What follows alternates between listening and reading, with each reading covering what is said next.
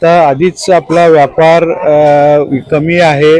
ऑनलाईनच्या माध्यमातून भरपूर व्यापार अफेक्ट झालेला आहे.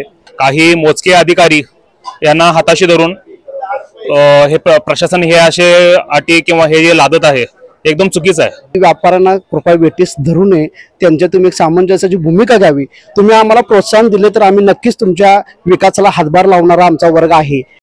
नमस्कार. सांगली, मिरज आणि कुपवाड शहर महानगरपालिकेच्या वतीनं नुकतीच अवाजवी करवाढ करण्यात आलेली आहे.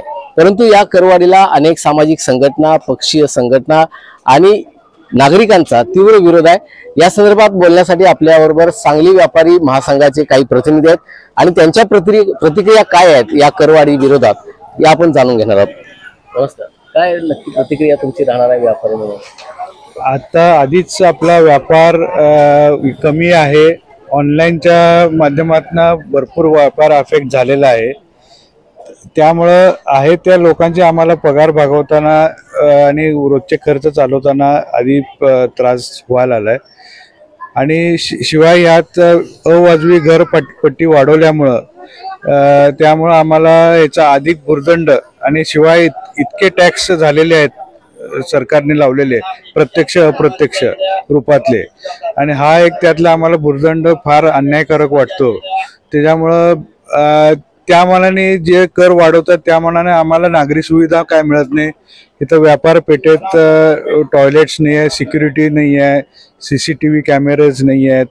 असं आमच्याकडे लेडीज स्टाफ असतो, त्यांना किंवा आमच्याकडे गिरायक येतं त्यांच्यासाठी जे नागरी सुविधा बेसिक पाहिजे, पार्किंगची सोय आणि टॉयलेट्स, तेही देत नाही आहे.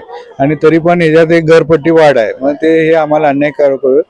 कृपा करून हे परत करावी असं आमची नम्र विनंती आहे. पुढचा इशारा तुमचा व्यापारी म्हणून काय राहणार आहे? आता आम्ही सर्वांनी हरकती नोंद केलेल्या आहेत आणि हे करत आहोत. त्याप्रमाणे मग पुढं आता सर्व व्यापारी प्रतिनिधी काय ठरवतील त्याप्रमाणे पुढं ते काय वाटचाल राहील त्याप्रमाणे नंतर काळात आम्ही तुम्हाला कळवू. खरं तर ही जी घरपट्टी वाढ किंवा करवाढ केलेली आहे ही काही जणांचं मत आहे की असंविधानिक आहे. कारण आता सध्या महानगरपालिकेवर प्रशासन आहे. जर एखादा असा काय निर्णय घ्यायचा असेल तर महापौर असतील किंवा नगरसेवक असतील ते जेव्हा महानगरपालिकेमध्ये असतात, सध्या तो कार्यकाळ संपलेला आहे महापौरांचा किंवा नगरसेवकांचा आणि सध्या प्रशासन आहे, तर प्रशासनाला असा निर्णय घेता येत नाही. आणि अशी काही जणांची प्रतिक्रिया आहे. तुमची प्रतिक्रिया काय? नाही, नक्कीच असे अधिकार त्यांना नाही आहेत. काही मोजके अधिकारी यांना हाताशी धरून हे प्रशासन हे असे अटी किंवा हे जे लादत आहे एकदम चुकीचं आहे. म्हणजे असे अधिकार त्यांना नाही आहेत. त्यांनी काही मोजके अधिकारी बसून एक 4-5 अधिकारी बसून हे सगळं लादत आहे. एक व्यापारी म्हणून किंवा सांगलीचा एक नागरिक म्हणून हे अन्यायकारक आहेच. आता आमचे माननीय आमदार आहेत किंवा पालकमंत्री आहेत, त्यांनी त्याच्यावरती 1 महिन्याचा स्टे घेतला वगैरे असं ऐकायला मिळालंय. पण हे स्टे 1 महिन्याचा न घेता हे कायमचं रद्द करावे आमची ही मागणी आहे.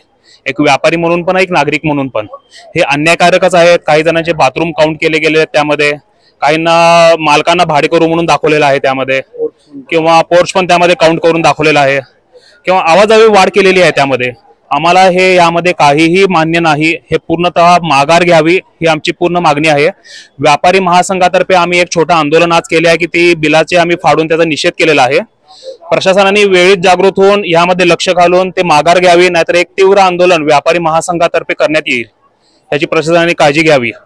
अहो, कुणालाही असे वेटीस धरू नये ही आमची विनंती आहे, एक नागरिक म्हणून पण आणि एक व्यापारी म्हणूनही. आपल्याबरोबर याच व्यापारी महासंघाचे एक कार्यकर्ते आहेत, पदाधिकारी आहेत, मुळीक साहेब, त्यांच्याशी आपण चर्चा करू. नमस्कार. काय तुमची मागणी आहे आणि आता प्रतिक्रिया काय राहणार आहे? सांगलीची बाजारपेठ आणि हे बाहेर वाढणारे जे ऑनलाईनचे प्रस्त आहे यामुळे खूप मोठा परिणाम व्यापारी वर्गावर होत आहे.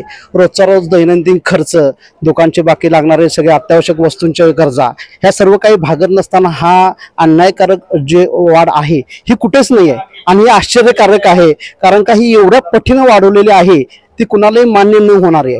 त्यामुळं माझी सदरच्या प्रशासनाला विनंती आहे की व्यापाऱ्यांना कृपया वेठीस धरू नये, त्यांच्या तुम्ही एक सामंजस्याची भूमिका घ्यावी. तुम्ही आम्हाला प्रोत्साहन दिले तर आम्ही नक्कीच तुमच्या विकासाला हातभार लावणारा आमचा वर्ग आहे. आणि आजपर्यंत आमच्यापासून कुठलाही प्रशासनाला त्रास झालेला नाही आणि आम्हाला ह्या गोष्टीची त्यांनी लवकरात लवकर नोंद घेऊन योग्य ती कारवाई करावी एवढी नम्र विनंती. पुढचं पाऊल काय असेल या संदर्भात? आता आम्ही तर एक सौम्य भूमिका घेतलेली आहे की ह्यातून काहीतरी प्रशासन जागे होईल आणि यातनं आमचा एक चांगला एक पॉझिटिव्ह काहीतरी मार्ग निघेल. पण जर त्यांनी हे जर आंदोलन किंवा हा जर त्यांनी अवलंबलं तर आम्हाला नक्कीच काहीतरी पुढची भूमिका घेऊन आम्हाला पूर्ण व्यापारी वर्गाला रस्त्यावर उतरायचा आम्हाला एक इशारा नगरपालिकेला द्यावा लागेल. नक्कीच या निमित्तानं आयुक्त शुभम गुप्ता यांनी हा जो घेतलेला निर्णय आहे तो ताबडतोब मागे घेण्यात यावा, याला स्थगिती न देता तो पूर्णपणे रद्दबातल करण्यात यावा अशी मागणी या निमित्तानं इथल्या व्यापाऱ्यांनी दिलेली आहे. आणि हे जर न झाल्यास तर इथून पुढच्या काळामध्ये तीव्र आंदोलन हाती घ्यावं लागेल असा इशाराही या निमित्ताने व्यापारी बंधूंनी दिलेला आहे. मोहन राजमाने, नवराष्ट्र न्यूज साठी, सांगली.